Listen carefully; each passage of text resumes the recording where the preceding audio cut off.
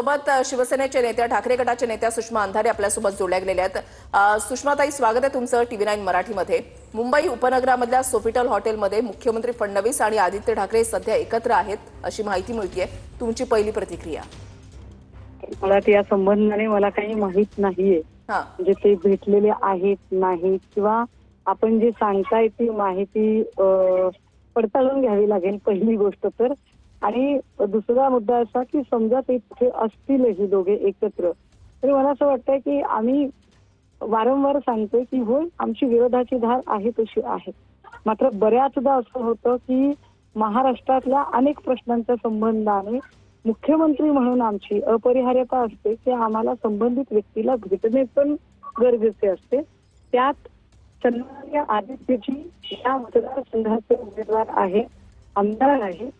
त्या वरळी मतदारसंघामध्ये अनेक रिडेव्हलपमेंटची कामं चालू आहेत, तर असू शकतं या रिडेव्हलपमेंट कामाच्या संदर्भाने ती चर्चा असू शकते किंवा मुंबईतल्या अजून कुठल्या तरी नगर विकासाच्या संबंधाने ती चर्चा असू शकेल, परंतु नेमकं काय घडलेलं आहे हे मला माहित नाही। सुषमाताई, जर आपण पाहिलं तर 2 दिवसापूर्वी विधिमंडळाचं अधिवेशन सुरू असतानाच मुख्यमंत्री देवेंद्र फडणवीस यांनी उद्धव ठाकरेंना दिलेली ऑफर, त्याच्यानंतर उद्धव ठाकरे आणि देवेंद्र फडणवीस यांची झालेली भेट आणि आता आदित्य ठाकरे आणि फडणवीस यांची होत असलेली भेट, काही वेगळी राजकीय समीकरणं जुळू शकतात का?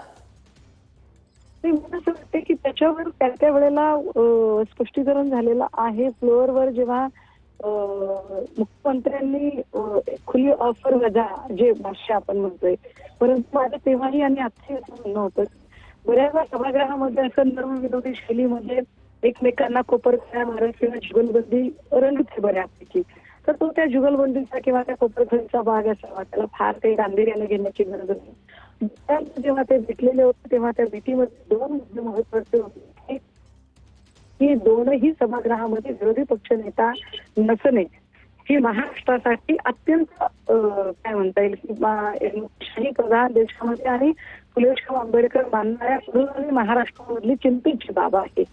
सो हे जे आम्ही भास्कर दादांचं विरोधी पक्षनेते पद म्हणून ते प्रस्ताव दिलेला आहे, त्या प्रस्तावावर अजून का निर्णय घेतला गेला नाही हा एक मुद्दा, आणि दुसरा हिंदीचा मुद्दा, अशा 2 मुद्द्यांवरती चर्चा होती।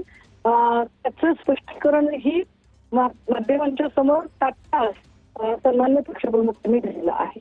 आता आज जी आपण माहिती माझ्यासमोर ठेवत आहात ती खरंच मला अजून पडताळून बघावी लागेल आणि त्याच्यानंतर किंवा नेमकं काय घडलं हे मलाही माहित नाही, पण मी निश्चितपणे ही माहिती माझ्या नेत्यांकडून घेण्याचा प्रयत्न करेल, माझ्या नेत्यांकडून विश्वास समजून घेण्याचा प्रयत्न करेल आणि निश्चितपणे मग आपल्याकडे मी अधिकृतरित्या व्यक्त होऊ शकेल।